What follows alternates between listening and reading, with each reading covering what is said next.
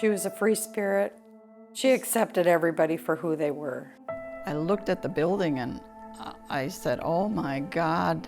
I called my husband and I said, I think something happened to Jeanie last night. The child's body was found in the bedroom of her apartment. She was pretty brutally attacked. She was stabbed a number of times. When you lose a child, part of your heart leaves with them. Why does this crime scene stand out to you? There was a bloody footprint. If this is an identifiable footprint, you could identify the perpetrator. And you fished this out of the garbage can. Yes. That must have been the biggest break in this case to date. That was a big break in the case. I give my mom a lot of credit because she never gave up. I had to know why and who did it.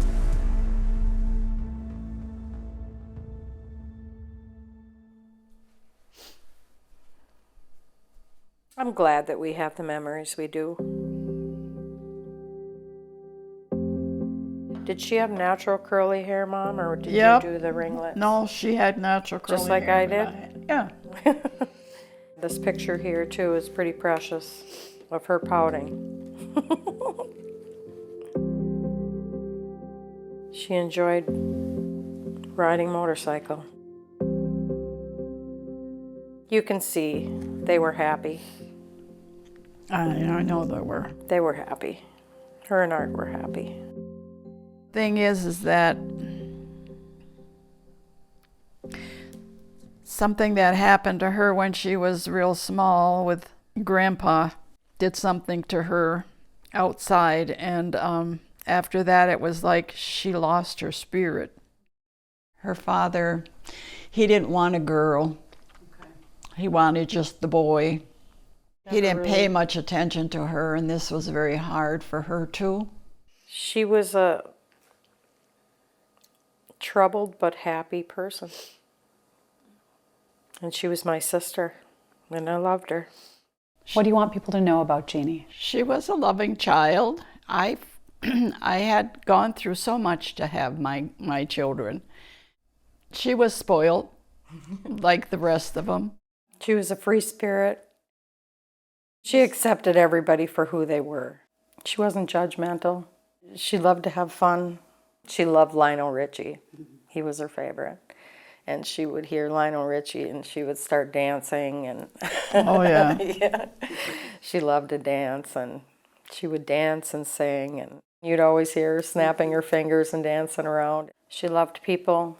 She was super good with old people. She loved kids. And then when she couldn't have any, that was Devastating. I think that really just took her off into plenty of wrong directions. You know, I had lost so much of her during the time she was after 13 years old. It was very hard. Can you tell me about those times, about when she used to run away? Oh God, I would go to bed at night and I would just cry. I went into some pretty dark places looking for my daughter, wanting her to come home and stay home. She was in some pretty bad places. Running with the wrong crowd. I just didn't know what to do. And I tried going counseling with her, but that didn't work because she wouldn't show up. There were times that she called me in the middle of the night crying, and she was captured as far as I'm concerned because of drugs and these people that had her on the drugs. Then I had lost Cindy's father too at that time. My husband was 21 years old when he got murdered. And it was a very, very difficult road. Without the Lord, I would have never made it. I got a lot of letters. She would write me letters, and I still have them to this day. What did they say? Cindy, you're growing up so fast. Sometimes I wish I could have been there to watch you grow. But my thoughts are always with you, and don't ever forget it. I hope that you have the best of everything in life, because you deserve it.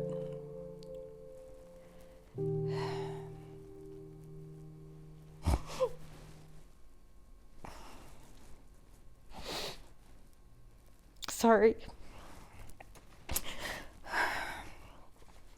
Cindy, I don't want you to make the same mistakes that I did. Please listen to Mom. She does know what she's talking about. It might seem hard sometimes. She doesn't always say things the right way. She's not perfect, no one is. I hope you don't get upset with me. I just love you. Well, I'm closing for now. Right soon. I love you so very much. Love your sister, Jeanie. Did you worry about Jeanie? Oh my God. Every day, and I kept saying, God, please let her come home. Tell her I need to know what's going on. She called me a couple of times when she got arrested, and I said, Jeanie, I said, is there something wrong with your brain? I don't understand how you can be doing these things. I just don't understand it. I know it's hard to talk about some of it, but did you know about the lifestyle she was living and what was kind of going on in her place? We did. You did. We did. Yeah. But we couldn't control it. What were some of the things that she got in trouble for, that she got arrested for? Prostitute. And the police, they talked to me and they said, I can say one thing, she has been brought up right because she never fought them. She was very polite. I talked with Jean on Friday and Saturday night, and I told her to go to the clinic because she had that abscessed tooth and get some medication for it. I wanted to go there and get her. And she kept saying, no, Mom, I'll be okay. Her famous Don't line. worry about me. I can take care of myself. Yeah, those were the last words.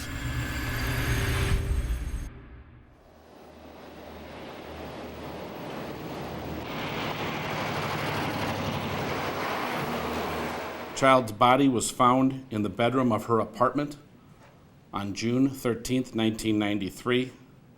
Childs had injuries that the medical examiner determined led to her death.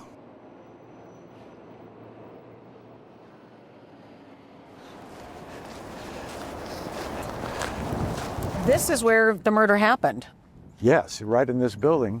in the Horn Towers here in South Minneapolis. Right. How did the call come in? There was water running?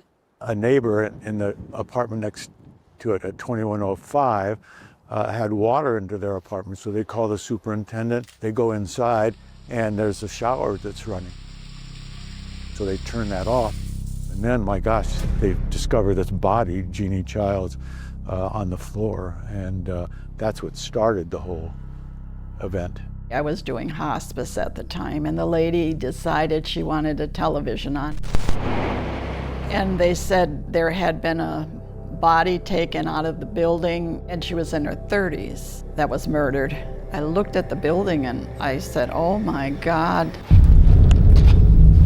I seen them taking her out, putting her in vehicle, and I called my husband and I said, I think something happened to Jeanie last night. And he goes, what? I said, I think something happened to Jeanie. And he said, well, call the mortuary and talk with them and see whether they brought a body in, who it was. The gentleman on the phone said, are you all alone? And I said, well, I'm in a client's home right now, taking care of her. He said, well, I think you better get somebody with you. He said, well, what is your daughter's name? And I said, Jeanie Childs. And he says, I'm sorry, ma'am, but that was your daughter. That's how you found out. That's how I found out. And I started to scream. How would you describe the crime scene? It was a scene that had, a lot of blood distributed. There was some movement around and pretty brutal. What did you make of what you saw? This clearly was a large amount of blood. And then when I saw her body, and she was completely nude, but had white socks on that were bloody, but she was pretty brutally attacked. I mean, she was stabbed a number of times and incised wounds, and nearly, 60 to 65 later on, the autopsy revealed. What were you able to tell may have taken place during that assault? That was why we were brought there, and I had a lot of experience in bloodstain patterns to try to answer exactly what you're asking. Can you tell from the deposition of the blood where it is, how much is there, where it's located? Can you tell anything that occurred during this assault and homicide? And the answer is yes, I could. One of the key things was on the bed, a pillow that was completely covered with smeared blood, and blood that was there that actually soaked through the comforter onto the sheets, through the sheets, and into the mattress. And so it's clear from that Jeanie Childs was on that bed after she was injured greatly and bled a lot on that bed. That was a major discovery. I know that my daughter was crying for me. I know she was. That hurts the most. I wanted to be there. I think every mother does. That'll never leave me. You try to protect them no matter how old they are. I can't ever forget that, because I wasn't there and I know she was calling for me. Then over by the bathroom, there was what we call impact spatter on the walls. We can tell by looking at the size and shapes of the stains where those stains came from. She was standing when she was assaulted in that area. We can get these sort of snapshots of where these things happened. She was standing and was attacked. She was on the bed, bleeding heavily. She was in the bathroom, moving around. Exactly how that happened, or which one happened first or second, I can't positively say. I wanted to go and see her and they wouldn't let me. And I didn't see her till the day that we had the funeral. And she didn't even look herself.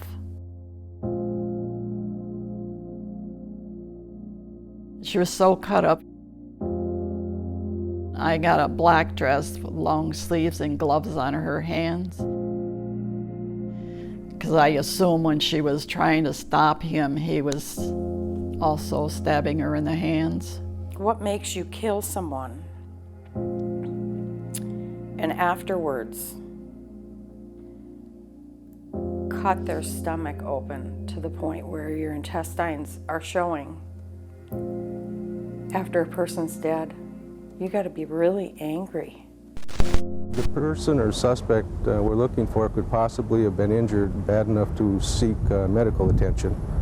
And so we're hoping somebody's seen somebody hurt in the arms, hands area, maybe even the chest and face. But we do believe that he did sustain injuries. You're looking for evidence. It turns out she was a prostitute. There could be sexual activity, and if there was any semen present from the perpetrator or other people, whatever, that would be of significance. So we took this blue towel and washcloth from the bathroom, a lot of clothing and bedding that potentially could be tested for semen. And in fact it was, and they did find semen. We never found a murder weapon, but there was, there's a knife here, but is that the murder weapon? I looked over there. There was no indication that there was any blood on it or that it was disheveled. It looked like just dirty dishes. So that knife wasn't taken. It was not taken. Why does this crime scene stand out to you? There was a bloody footprint. We're not talking shoe print, footprint. In other words, a bare foot had come in contact with her blood. So after she's been injured and then placed on the floor and left actual identifiable footprints. When I saw that, that's significant because clearly it wasn't coming from her. She had socks on, and if this is identifiable footprint, just like fingerprints, you could identify what would appear to be the perpetrator. What was that like discovering that bloody footprint? Felt like an aha, my gosh, that could be incredible. I wanted our fingerprint expert and photographer to make sure he could photograph those, try to develop them a little bit more with some chemicals, and he took lifts of it. I wanted an experienced fingerprint person to really make sure we didn't lose what the potential value was in that.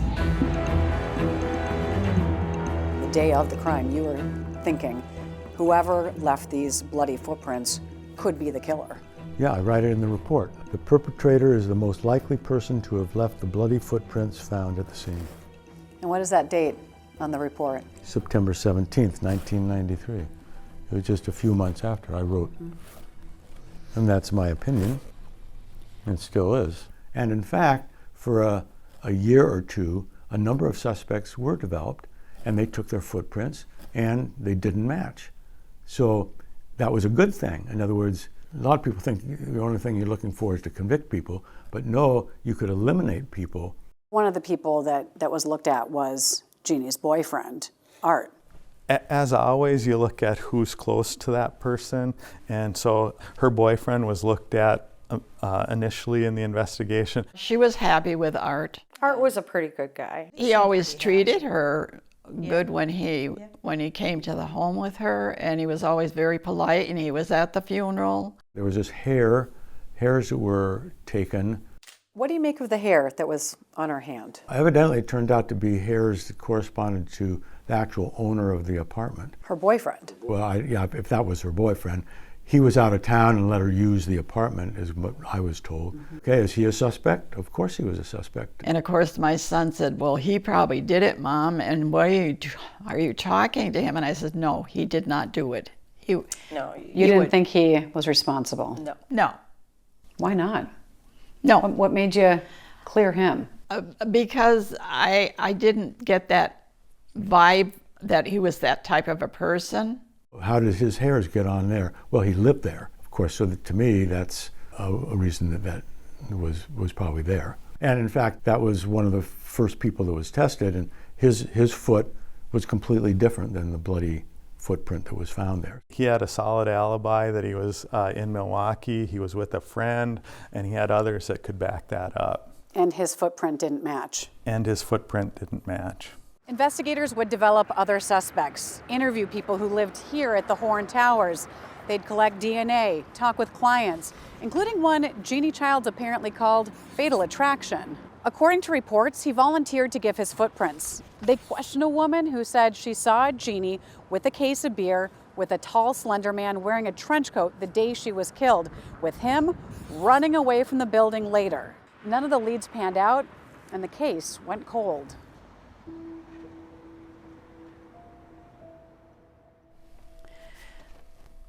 This is my last message to Jeanie. It was done on 3/19/94. Without you here, my days are gray. I miss seeing you and talking to you. My emptiness will never go away since you were taken that fatal day. I have so many questions. They all begin with why, especially for the name of the man who chose for you to die. I give my mom a lot of credit because she never gave up. She never gave up. No matter what, she called all the time. Got in contact every year, at least once or twice a year. There would be several different cops that retired. She would stay on the phone and kept saying, "Do you have any more information?" She wanted closure. When did you first learn about Jeanie Childs? First learned about Jeanie Childs in March of 2015 when Chris Karakostas from the Minneapolis Police Department, he and I were partnered together to look at some long-term unresolved cases in Minneapolis and outstate Minnesota. And Jeannie's case was one of the first ones that we opened up and looked at. A couple reasons for that is she was murdered in early June of 1993. Statistically, there was a lot of murders occurring in Minneapolis at that time, particularly of women and women who may have been in the sex trade industry. Police don't know why this year the killings are coming at a record pace. That's hard to figure. Last year we went a couple months where we only had one. Now this year it just seems steady. We seem like we have one every second or third day. When I first moved here, there was no trouble. It was just, you could go out late at night in your yard, and now it's too scary. It's just too scary. Police are frustrated by the rise in violence. You can't put a finger on that. If we could maybe stop some of them. And so her case got our attention. We were also looking for cases in which there might be potential DNA exchange between the killer and the victim. And in looking at the crime scene photographs, we were struck by the level of violence that was occurring, and also that there was a high likelihood of potential DNA transfer that we could maybe look into. Why does DNA make a difference? One of the reasons DNA makes a difference in these long-term unsolved cases is witnesses are sometimes unavailable or have changed, but DNA is a compelling piece of evidence in that it can put somebody at the scene, and that's kind of a string we were looking to pull on, is who could we put at the scene to follow up on the case. How do you start investigating a cold case like this? At the beginning, when we're looking at the cases, what we did is we pulled out the case file and we went through it multiple times. But one of the key things with Jeannie's case that occurred is Chris and I made an appointment to go to the BCA lab and meet with the scientists and go through the case. Forensic scientist Andrea Fea, who we worked with throughout the rest of the case, she was willing to do some testing. So I started working on this case in 2015, but I've been doing DNA testing in our laboratory and body fluid identification for the whole time I've worked at the BCA. The BCA initially did the crime scene in the case, so we did have an original case file from that crime scene that was processed. So we had initial crime scene photos, which we reviewed. We reviewed all reports that had happened prior to my initial testing that I performed in 2015. And we're just looking for items of evidence that could get us a different profile or a profile that could help us lead to a suspect. What was the BCA willing to do on this case? They were willing to do some further testing of evidence from the bathroom in Jeannie's apartment. We also made an agreement with them that we would follow up on a CODIS hit that had occurred in the stairwell. There hadn't been a chance to follow up on that, so we said we would look into that DNA hit from the stairwell if they would do the testing. What did you get? We had a profile in 2012 that was from semen that was on the comforter and the blue towel. Those two profiles matched. And then when I did further testing on that shirt and the blood stain from the bathroom and then also from the washcloth, they all had DNA that was similar or the same profile. What did that tell you?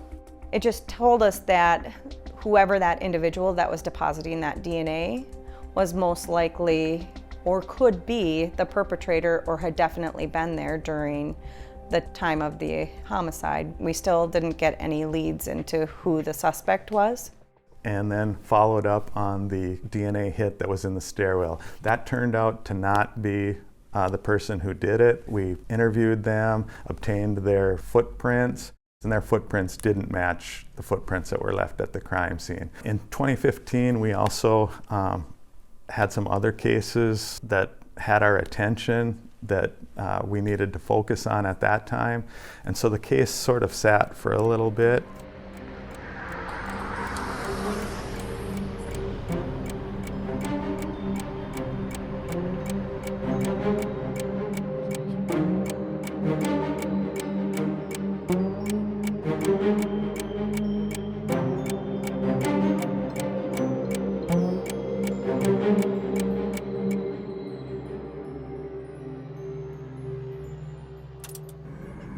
Neighbors were shocked as FBI agents searched the home of 72-year-old Joseph James D'Angelo. It's kind of crazy, really, because I live right behind him. Authorities say D'Angelo is the Golden State Killer. In April of 2018, we heard and read and followed the Golden State Killer case in which investigative genealogy was used. Investigators first narrowed in on the so-called Golden State Killer by plugging DNA from a 1980 double murder into a genealogy website, finding family members which led to him. With a suspect at their fingertips, this spring they followed him to a Sacramento area Hobby Lobby store and took a DNA sample from his car door handle. Days later, investigators recovered another DNA sample from one discarded tissue tossed in a trash can outside DeAngelo's home, which registered a match to DNA evidence left at one of the crime scenes. So that high-profile case got your attention in this case. It did. We knew that we had unknown DNA in Jeannie's apartment, but we didn't know whose DNA it was. It was really striking when we called out to California and spoke with Steve Kramer on the phone. He immediately said, "You are going to identify who did this using this technique." What were you thinking at that time?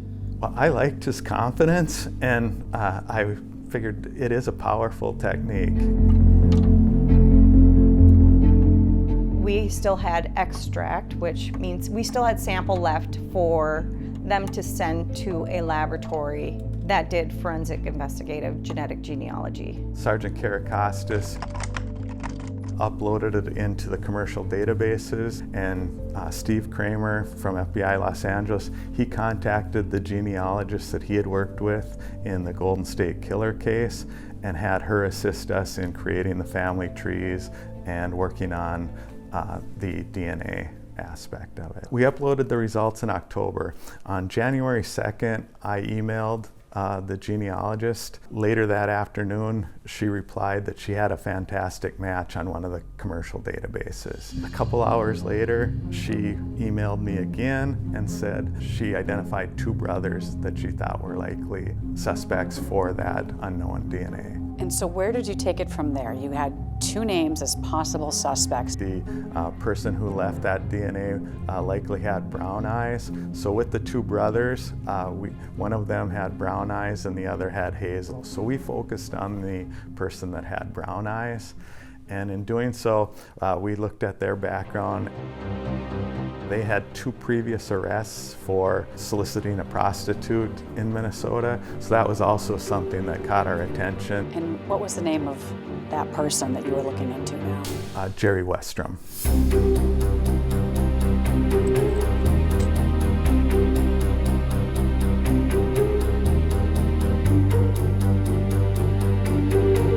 Jerry was in the area in 1993, and that he had subsequently been married and had a family and had a Facebook account that we were able to look at. And so we started looking at where he lived, where he worked, and sort of his life today.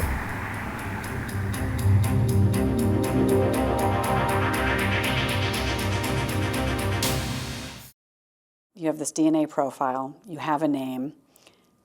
How do you match it to the crime scene? We started to follow Jerry Westrom, hoping that he would discard an item that we could then test and match to the unknown sample. What did you share with them that would be helpful in this case? They were looking for an item that this individual would touch or use with frequency that would leave a lot of DNA. Very rich source. Saliva is a rich source of DNA. What did it take to actually get that sample? It took several weeks. We identified that he was a hockey fan and had someone that he was following regularly at hockey games. So the very next day we were at a hockey game in Duluth, Minnesota, in the arena, hoping that he would get hot chocolate or something and then discard it, that we could discreetly get a sample from him. We wanted to just do a testing and know whether we had the right person. If it hadn't have been his DNA, we could have moved on without him ever knowing that we were even looking. How many times did you have to follow Jerry Westrom to get that sample? We followed him to a few hockey games and at his work site, but through Facebook, we realized that he was going to be in Wisconsin at some hockey games. It was just north of Milwaukee. And so you drove a good distance to get there. We did. In hopes of getting his DNA. We did. We knew he would be there. We had called the hotel to learn that he had a room there. He was in the common lobby breakfast area, but he was there with a bunch of family members of the team and fans of the team. And so again, we weren't able to get a cup or a napkin or a fork or anything that he discarded because it was thrown away with the group. And so we wouldn't know which one was actually his. So then there was an afternoon hockey game and we went to the arena. During the first period intermission, Jerry went into the lobby and made a food order. And he sat at a table and he ate it. And when he finished, we could see that he wiped his mouth with the napkin. He reached up and wiped the left side of his mouth. He walked over and he set the napkin in a container in the garbage can in the lobby and went back into the arena for the second period of the game. What did you do next? We walked over to the garbage can and stood there. While I was standing there, there was a young male about 10 to 12 years old who was in the arena, but he was holding a very large red Slurpee cup. And he made eye contact with me, and I was afraid he was going to come in and throw his Slurpee in the garbage, and we had come a long ways to get that sample. So I could see that it was sitting right on top, upright, so I reached in and secured the container and the napkin. Did the kid ever throw the Slurpee in? He didn't, no. Okay. They followed him. Yeah. And got his DNA out of the garbage. Yeah. What did you think when you heard those parts of Bizarre. of the evidence? Crazy. Thought that was great. I mean, how do you do it any other way? You have to find something that he's not going to voluntarily give his DNA. And so they followed him. I thought it was pretty good. It was pretty awesome. This is the napkin that we collected. This is it. This is it. There's still some almost residue in here of whatever he was eating. And on that napkin, you can still see some color on there. So now you had what you were looking for. Where do you go from there? We went back to Minnesota, and Chris immediately on Monday morning drove the napkin and container to the BCA lab. And what did you do with that napkin? I performed DNA testing on it, and I developed a profile that I could compare to other profiles in the case. And what did this profile tell you? It was consistent with the semen that was identified on the comforter in the bedroom and the semen that was found on the blue towel in the bathroom. Based on where the unknown DNA was in the crime scene, we knew that that would have been only the killer that would have done that. So we knew that those were items that the killer would have handled and not somebody else. Why those items in particular? We knew because the shower had been left on and the amount of blood and the way the scene was, that was a post-murder actions, which would have been only the killer doing it. At this point, you knew that unknown DNA from the crime scene matched that napkin that you fished out of the garbage can at the hockey game. Yes. That must have been the biggest break in this case to date. That was a big break in the case. And we used that information. Sergeant Karakassis crafted a search warrant and an arrest warrant so that we could arrest Jerry Westrom and then obtain a known DNA sample from him. And we also really wanted to get his footprints because of the footprints that had been left at the scene.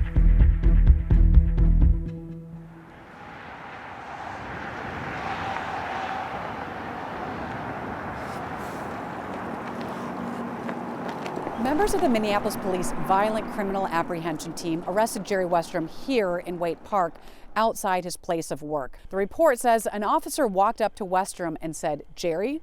Westrom answered yes. The officer told him he was under arrest and then put him in handcuffs.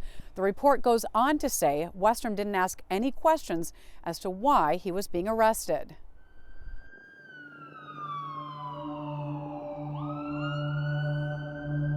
The Minneapolis Police Department and the Federal Bureau of Investigation announced an arrest in connection with the 1993 murder of Jeanie Childs, age 35. There is no known relationship between the individuals, and that's what makes these sort of cases so hard to solve.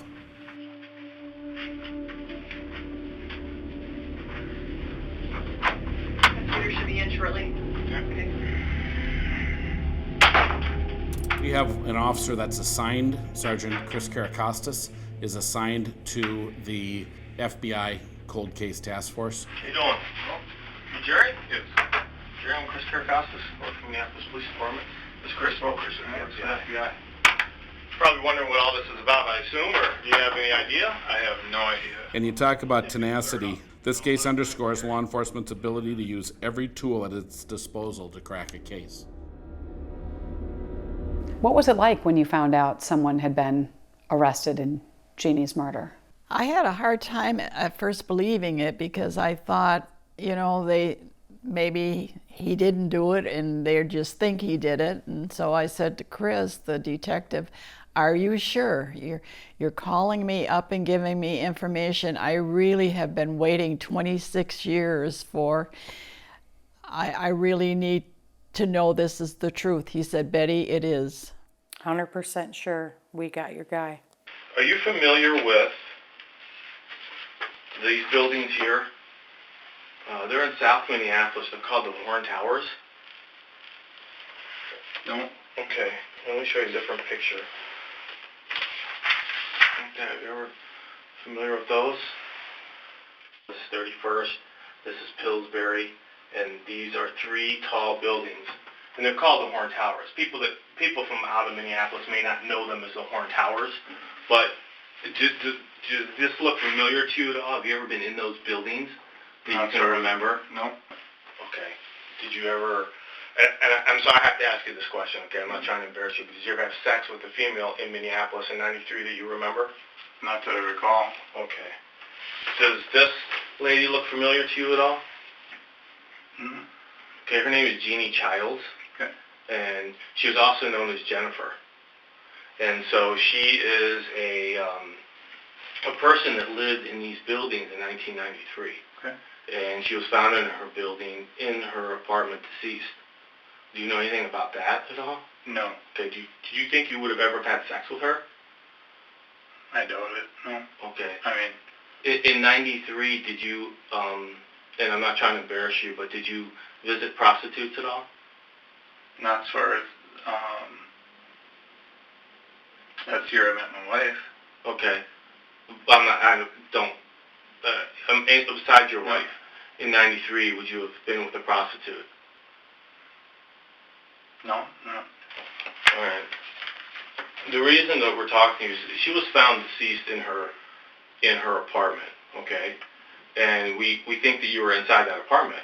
Would that be any reason for that at all to happen, you think? No. Okay.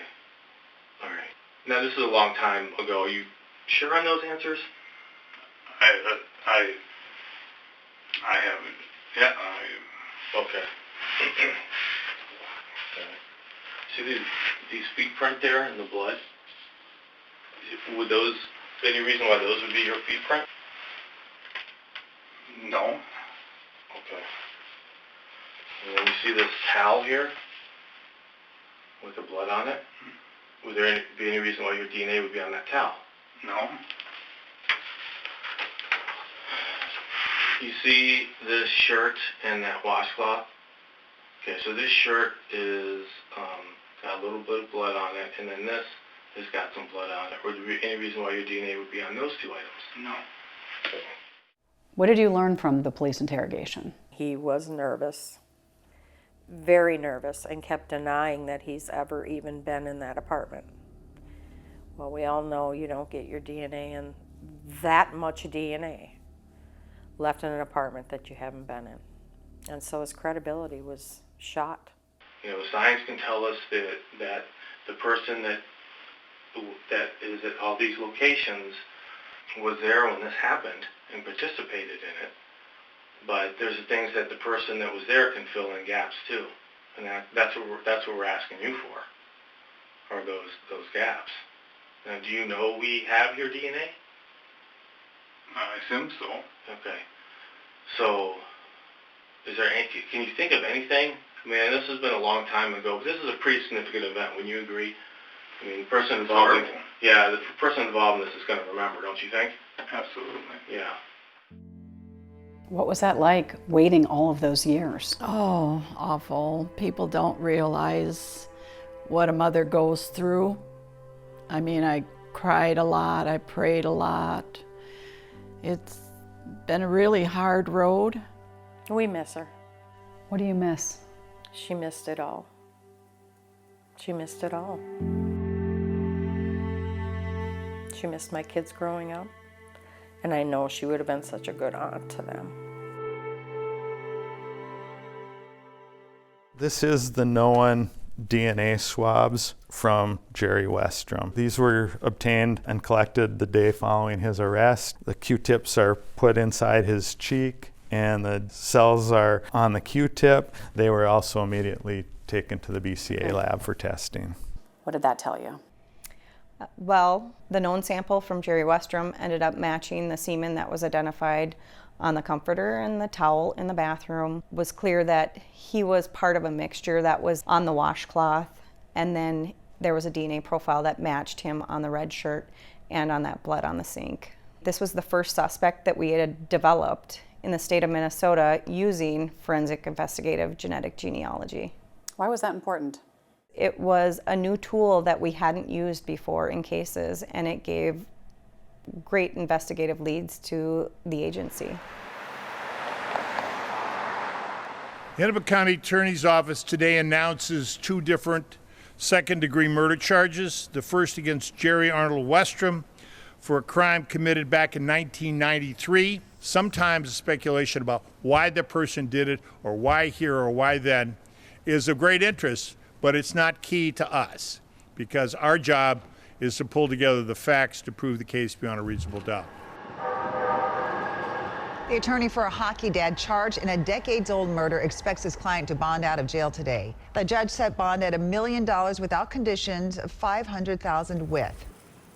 Jerry Westrom walked into the government center with his wife. In a document of support, she said the family liquidated all assets and sold this century-old family farm to pay for his bail and defense. Her letter also says she met Jerry the month before Jeanie Childs' murder, and they married a year later. She's got a very nice family. They have a very good marriage. It's very sad, and it's having a huge impact on his family. But they are very nicely married. They stick together. Friends and family wrote letters to the court about Jerry Westrom's character. Here's what his wife had to say.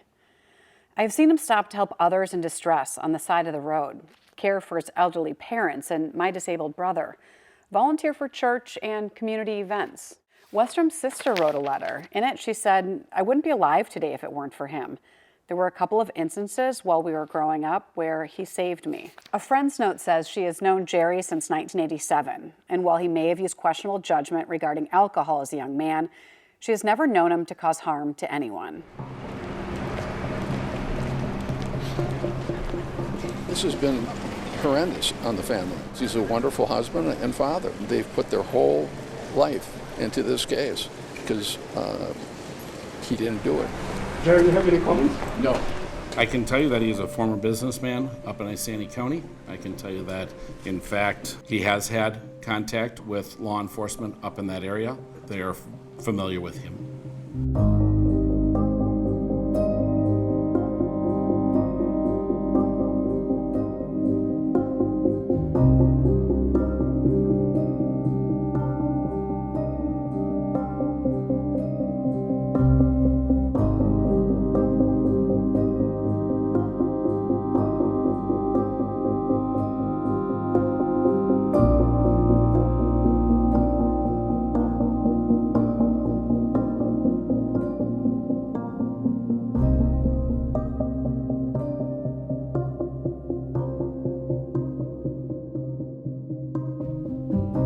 They picked the wrong guy. How do you explain the DNA? You'll find out. I'm not going to sit and give you an explanation of the DNA right now, but there's a lot of ways in which DNA is not that exact, and it's not exact as to time.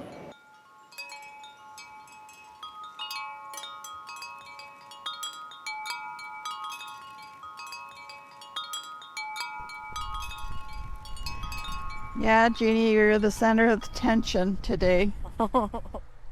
We love you. We'll never forget you. So, Jerry Westrom lives straight through those woods right there. Less than a mile. Isn't that crazy? I don't know what to think of it. I don't know.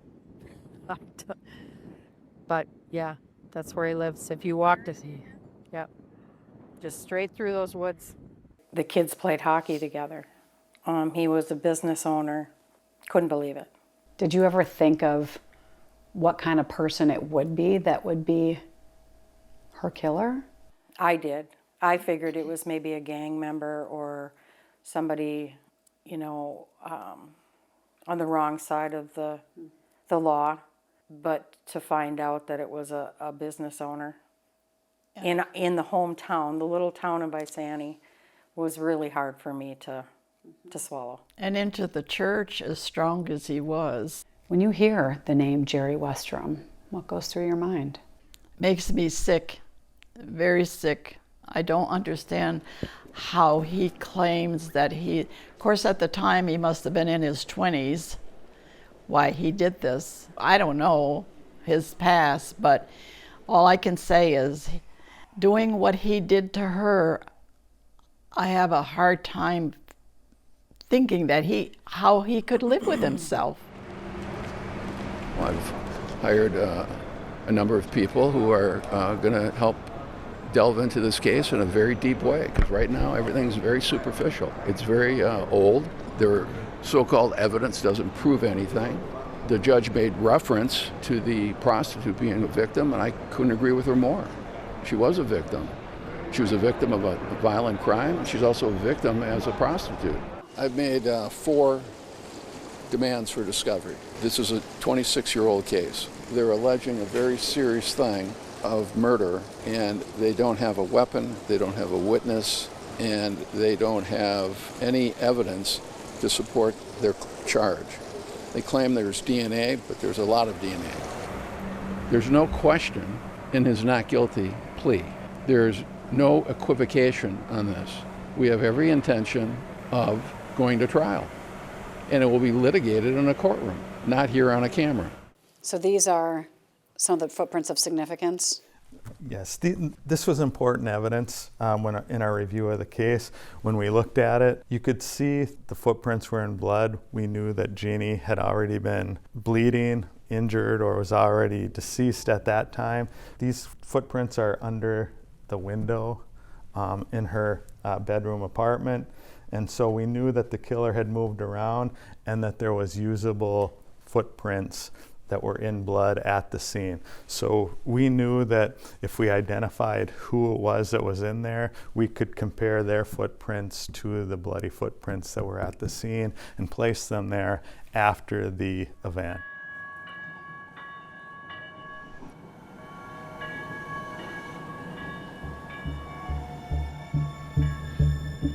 Mark Ulrich got footprints from Westrom, and then he did the labor-intensive and resource-intensive analysis of the images of the footprints that were left at the scene to the footprints that he had obtained from Westrom. This, again, unique to this case is that footprints aren't often obtained investigatively. When you take his footprints and for these comparisons, what does that look like? What are you doing? You get intimate, it's physical. Basically for what we did, we tried several different methods to obtain reproduction of his friction-rich skin. So I tried photography, something called gel lifts, we tried that. Ultimately what worked best was that I powdered his foot with black powder and then used a sticky side paper and rolled that up against his foot as it sat on my leg and just rolled it up and captured as much friction-rich skin as we could.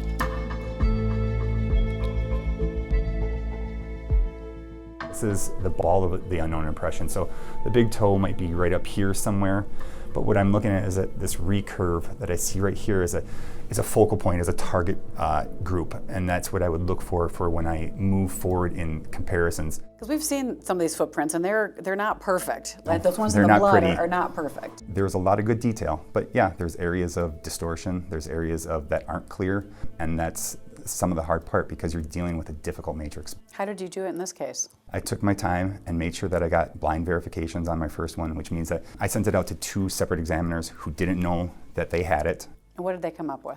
that they're both identified. Both of those first initial impressions were identified by them. As Jerry Westrom. As Mr. Jerry Westrom, yes. Because there were some questions about how the information was given to these other 2 Yep. people. I did find out that I made one mistake, and that's where I left one part of a name of Mr. Westrom's on one of the cards. And it was there, and my verifier caught it. I have to go on the fact that he went in there, came across, and he didn't get biased by that. Do I regret it? I wish I would have scrubbed every other name, as you know, I just missed that one little snippet on one card. But I don't think it changes the result. Had you done many footprint comparisons before? No, at that point I had looked at one child's footprint because I had recovered it from a crime scene, but that would have been about it. Have you done any since? No. How do you know that this is all accurate? Because the science of friction-rich skin doesn't change between fingerprints or footprints or palm prints. It stays the same. It's friction-rich skin, just in a different place. You're confident in your findings? Extremely. What kind of killer leaves bloody footprints behind, DNA on a towel? This was very early in DNA. I don't know that a lot of people even were thinking about DNA at that time in 1993. But now, today, this matters. It did matter, yes.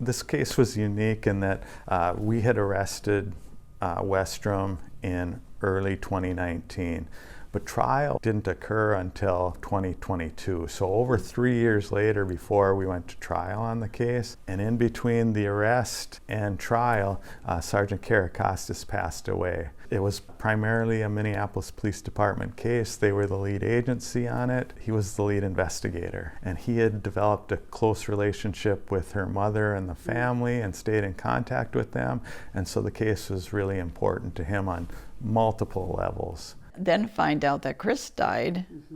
Oh. That was heartbreaking. He was the one who was really loyal to this case. I wish he could have seen closure of this.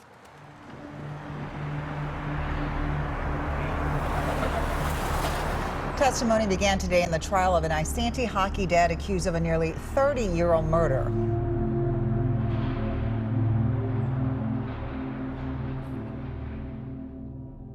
Prosecutor Mike Radner told the jury Westrom's assault was premeditated and he was determined to kill Childs. The defense attorney representing Westrom pointed the finger at another man, her pimp, who lived in the apartment. Some of his hairs were found in her hand. He says they have the wrong guy. According to court documents, the defense wanted to introduce 5 alternate perpetrators into evidence. The judge allowed 1.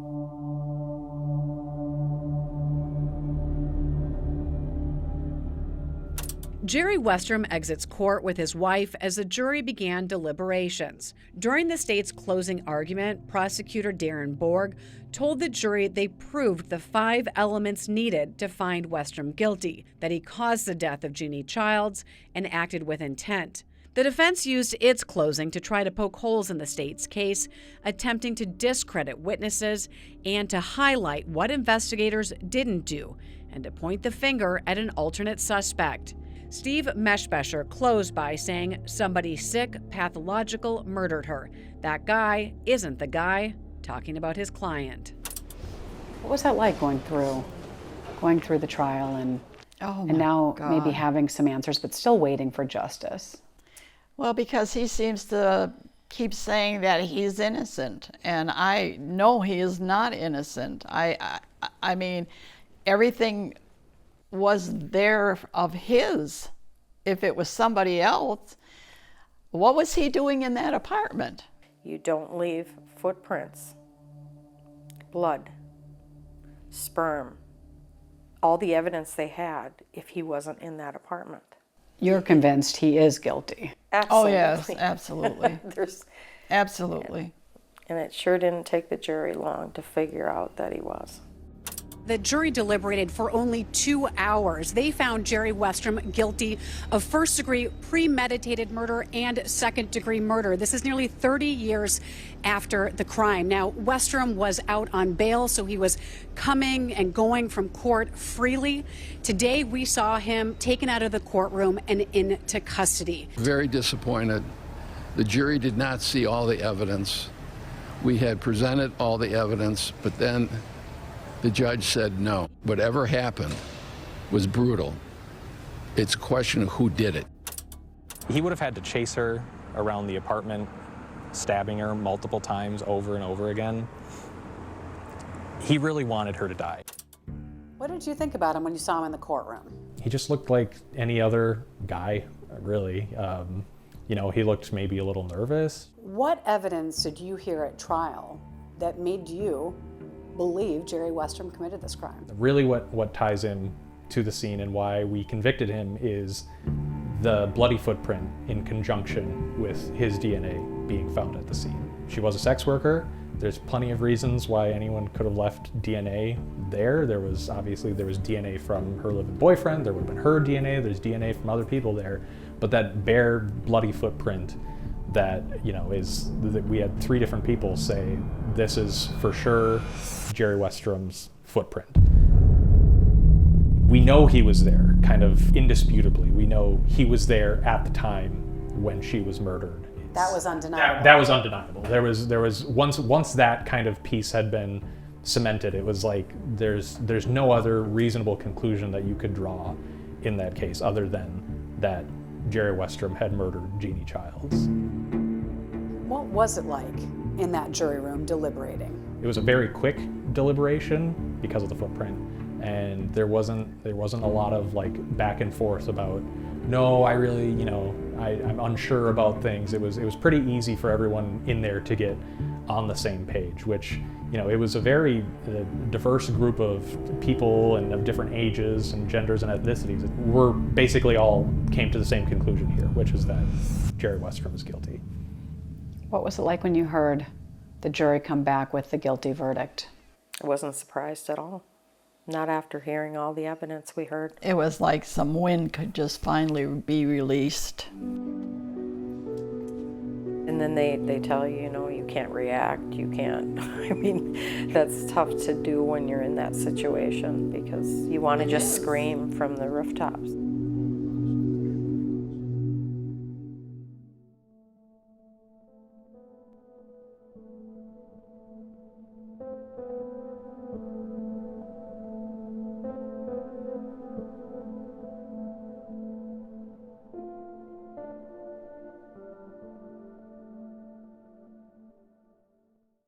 I've waited so many years to have this end, and it's put my life through so much hell. And I just really feel I'll never forget and love her the way I always did. The effects something like this creates can be vicious. They affect you for an entire lifetime. To lose someone you love is a profound experience. It seems like you have led a very positive life for the last 29 years.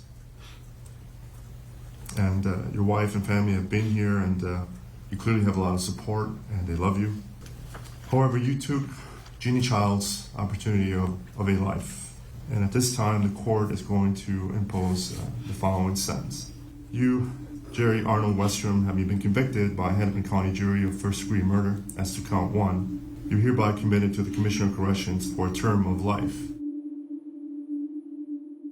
I remember feeling so bad for like his daughter, his kids, and I even mentioned in my closing letter how bad I felt for her. He won't be able to walk his daughter down the aisle, and he won't be able to experience, you know, when his grandkids are born. And I still think about all those things. It still bothers me. You have empathy for his family. Yeah. That I hurt for them because they weren't part of this. And neither were we. But you're all impacted. Yeah. Yeah.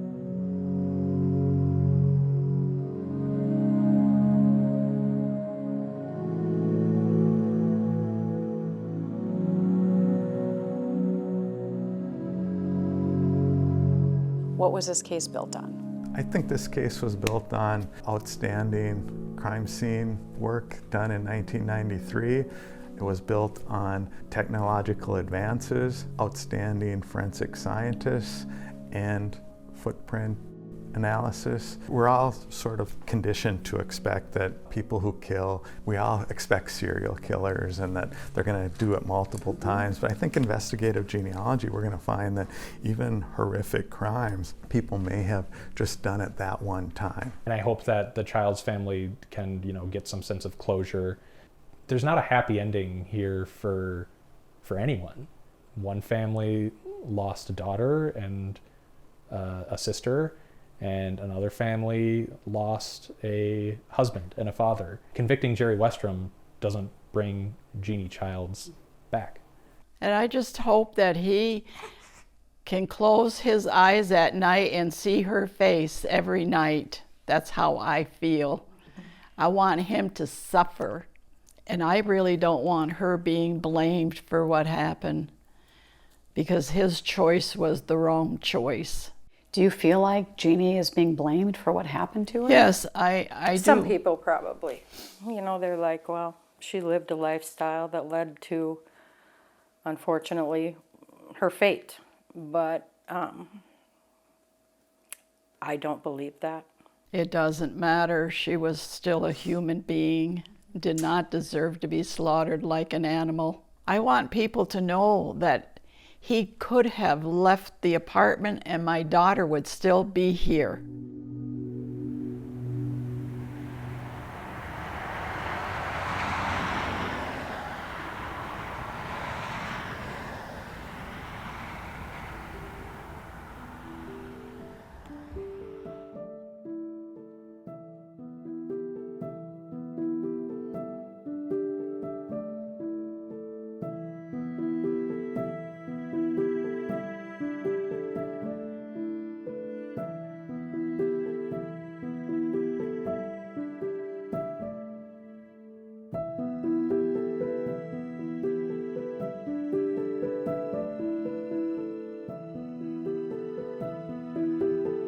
Where are you today?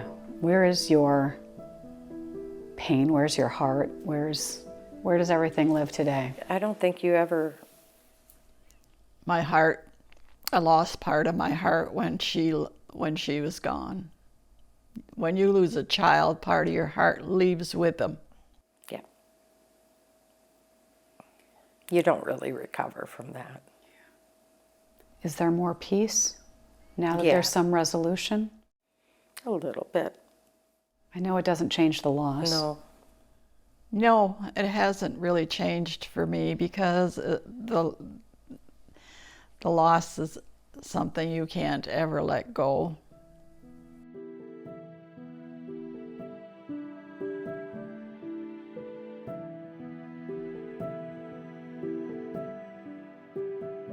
Take care of my daughter. I love you and miss you so much, Mom.